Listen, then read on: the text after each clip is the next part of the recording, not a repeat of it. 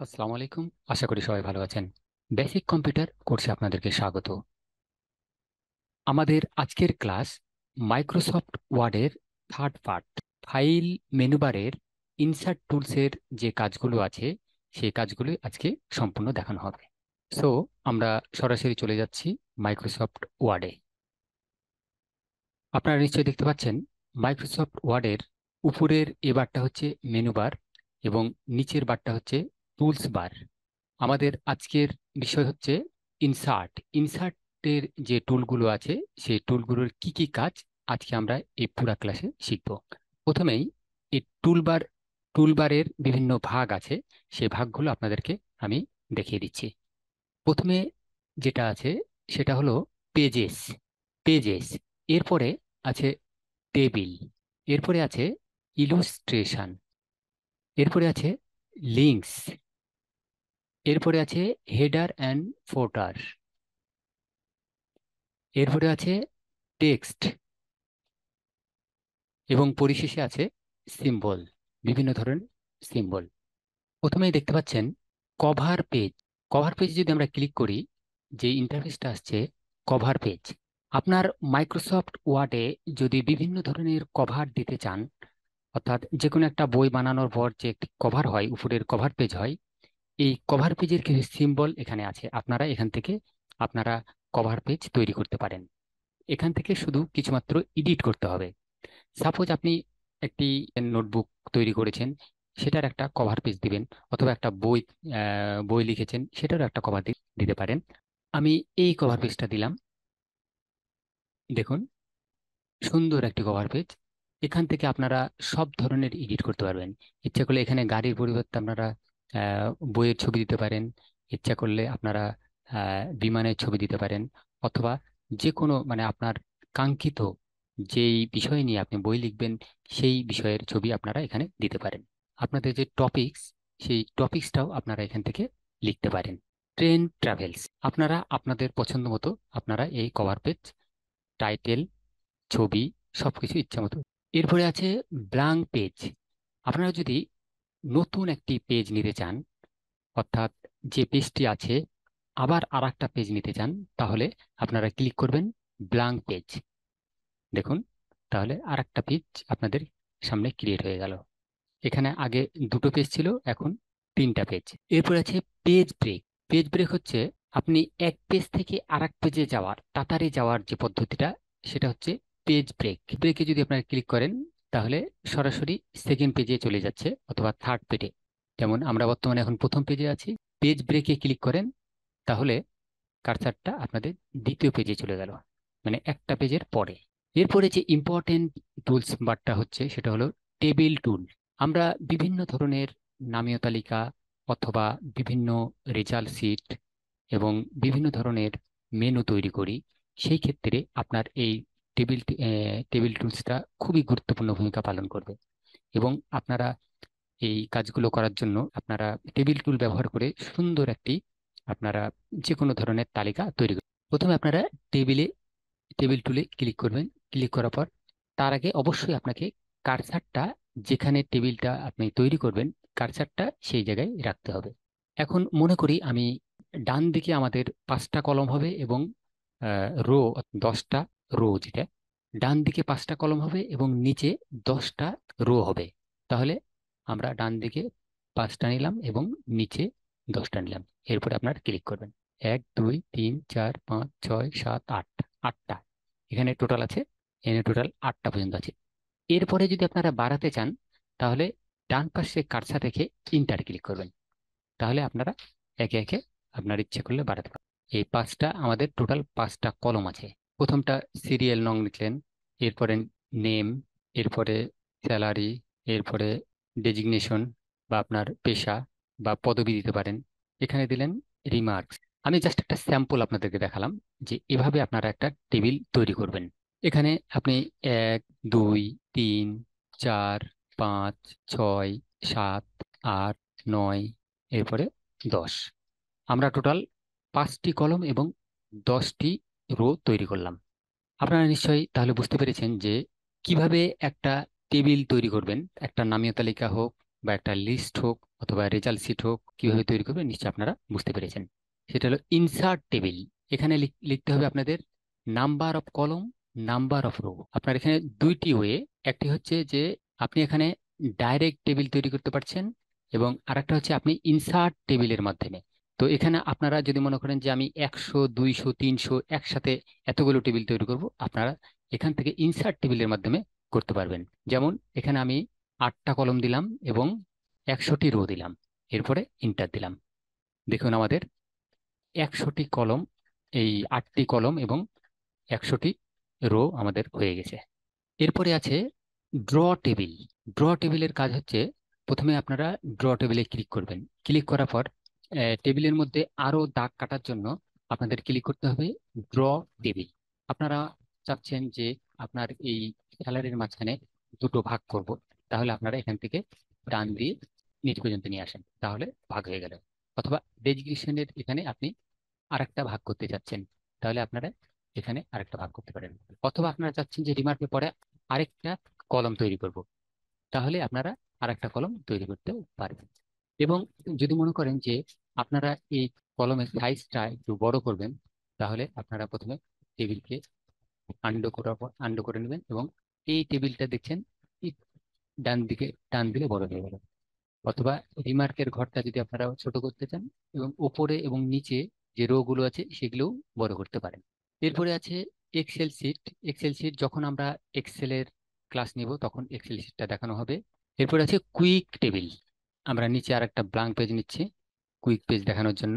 Quick টেবিলের কাজ হচ্ছে যে প্রথমে আপনারা কুইক টেবিলে ক্লিক করবেন। এখানে টেবিল করা আছে, আপনারা কোন ধরনের টেবিল চান। যেমন ক্যালেন্ডার আছে, বিভিন্ন মেনু লিস্ট আছে, কিছু স্যাম্পল আপনাদেরকে এখানে টেবিল দেখানো হয়েছে। আপনারা এই টেবিল নিয়ে সেগুলোকে এডিট করে আপনারা তাড়াতাড়ি কাজ করতে পারেন। যেমন আমি এই টেবিলটা নিলাম, এই টেবিলটা করাই আছে, করাই আছে, এগুলোতে শুধু আপনি এডিট করবেন। এখানে আপনি কলেজ কলেজ লেখা আছে, আপনি দিলেন স্কুল। অথবা এখানে লেখা আছে নিউ স্টুডেন্ট, আপনি দিলেন ওল্ড স্টুডেন্ট। এইরকম ভাবে আপনি যে কোনো পরিবর্তন করতে পারেন। এবং এই নামগুলোও আপনারা ইচ্ছে করলে চেঞ্জ করতে পারেন। এখানে ইউনিভার্সিটির জায়গায় আপনারা কলেজ দিলেন, তারপরে সবগুলোর নাম আপনারা ইচ্ছা করলে চেঞ্জ করতে পারেন। এখানে যে কোনো সংখ্যা সেগুলোও চেঞ্জ করতে পারেন। এবং আপনারা যদি মনে মনে করেন যে এই কুইক টেবিলের প্রত্যেকটা আমরা কলমের মতো করব, তাহলে প্রথমে আপনারা সিলেক্ট করবেন। সিলেক্ট করার পরে আপনারা যাবেন হোমে। হোমে গিয়ে নিশ্চয়ই আপনারা এর পূর্বের ক্লাসে দেখেছেন কিভাবে বর্ডার দিতে হয়। এরপরে আপনারা এখানে বটম বর্ডারে আপনারা ক্লিক করবেন অল বর্ডার। তাহলে দেখুন খুব সুন্দর একটি টেবিল তৈরি হয়ে গেল আমাদের। এই বিষয়গুলো নিশ্চয়ই আপনারা ভালোভাবে বুঝতে পেরেছেন। এখন আসুন পিকচার। পিকচারের কাজ কি।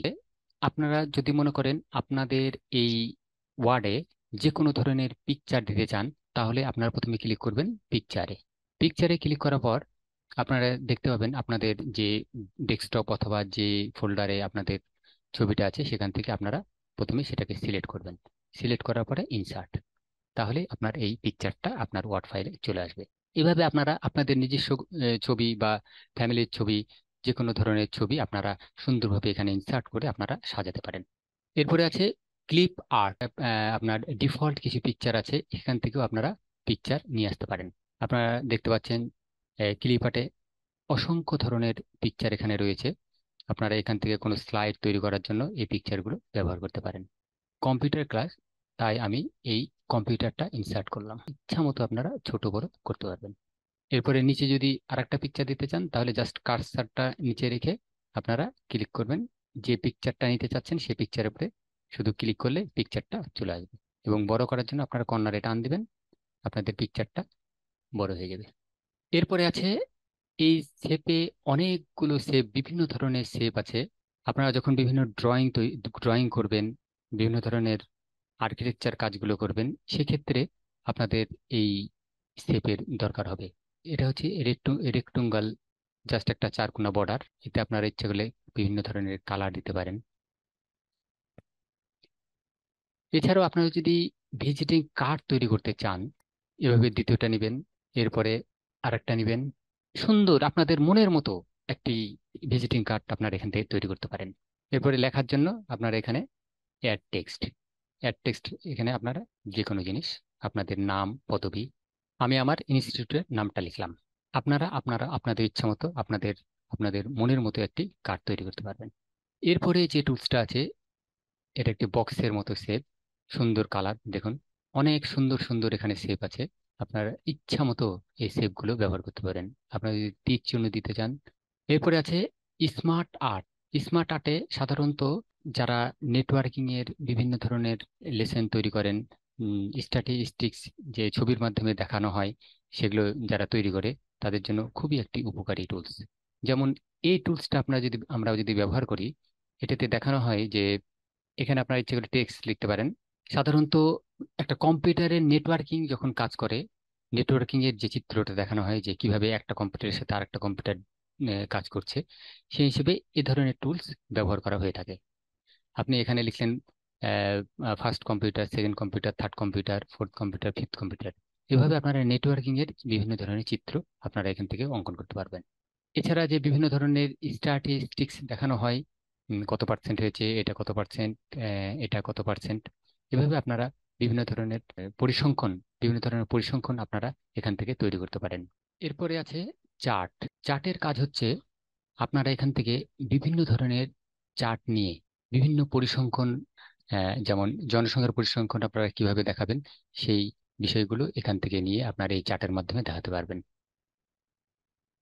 এখানে আপনারা ক্যাটাগরি লিখে আপনাদের জনসংখ্যা পরিসংখ্যানটা যদি করতে চান, কতজন শিক্ষিত, কতজন বেকার, কতজন চাকরি করে, এই বিভিন্ন ধরনের পরিসংখ্যান এই চার্টের মাধ্যমে আপনারা তৈরি করতে পারেন। এখানে যখন লিখবেন তখন এখানে অটোমেটিক হয়ে যাবে। আপনাদের পছন্দ মতো কালার চুজ করে নিতে পারবেন এখান থেকে, বিভিন্ন ধরনের কালার রয়েছে এখানে। এই পরিসংখ্যানের জন্য এখানে আপনারা দেখাতে পারবেন যে বাংলাদেশের কতজন শিক্ষিত, কতজন বেকার, কতজন চাকরিজীবী, কতজন শিশু, এ ধরনের বিভিন্ন ধরনের চার্ট আপনারা তৈরি করতে পারবেন।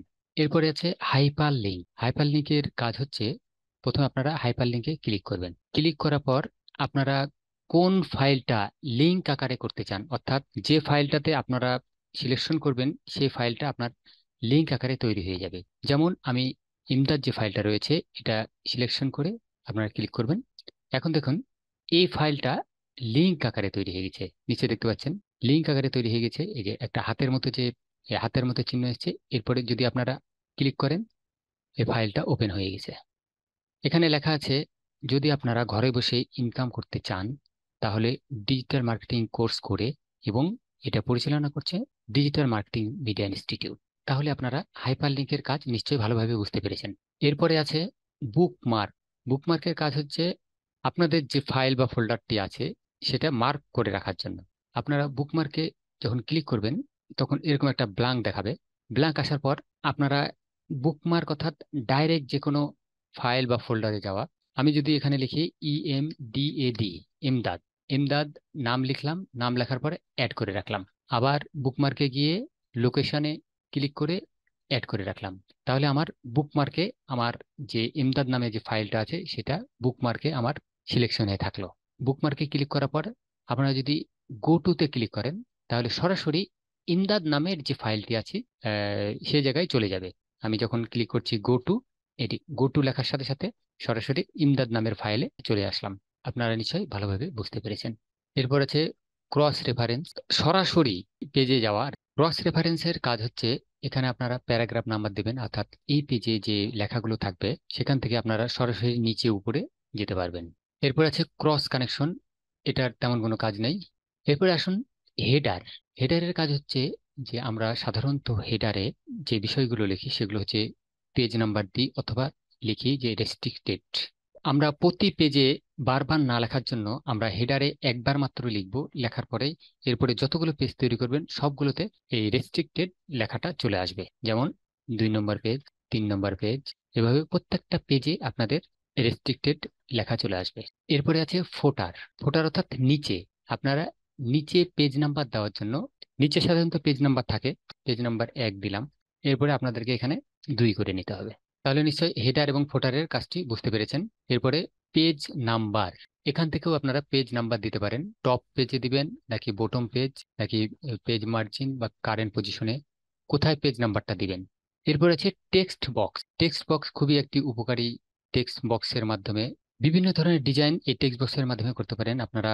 ভিজিটিং কার্ড বলেন, তারপরে বিভিন্ন মেনু কার্ড বলেন, সব ধরনের কার্যক্রম এই টেক্সট বক্সের মাধ্যমে আপনারা করতে পারবেন। এরপরে আছে কুইক পার্টস, তেমন কোনো কাজে লাগবে না। এরপরে আছে ওয়ার্ড আর্ট। ওয়ার্ড আর্ট দিয়ে আপনাদের লেখাগুলো খুব সুন্দর ডিজাইন করতে পারেন। বিভিন্ন ব্যানার তৈরি করার জন্য এই ওয়ার্ড আর্টটা খুবই উপকারী। এখানে আপনি লিখবেন ব্যানারটা তৈরি করতে চাচ্ছেন, সেই ব্যানারের টেক্সটটা আপনাদের এখানে লিখতে হবে।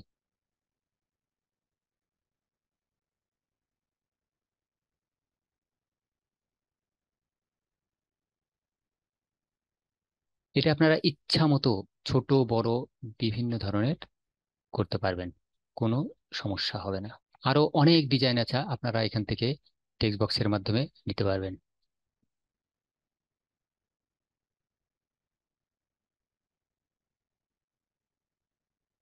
এখানে আপনারা আপনাদের বিভিন্ন ধরনের আপনাদের কাঙ্ক্ষিত নাম, নাম, রোল, যা কিছু ইচ্ছা আপনারা এখানে সুন্দরভাবে লিখে আপনারা সুন্দর ডিজাইন করতে পারবেন।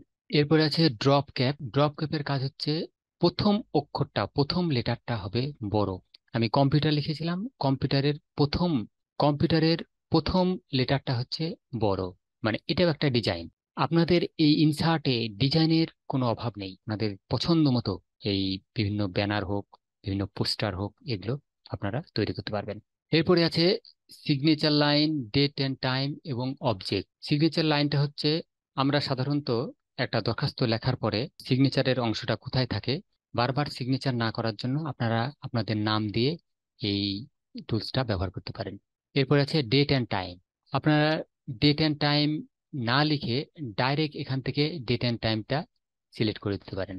আমরা যখন বিভিন্ন বাংলা বা ইংরেজি টাইপ করি, অনেক সময় আমাদের সংযুক্ত অক্ষর বা বিভিন্ন ওয়ার্ড খুঁজে পাই না, বা টাইপে আমরা অনেকেই যারা দুর্বল আছেন, অনেকেই আমরা সংযুক্ত অক্ষর লিখতে পারি না।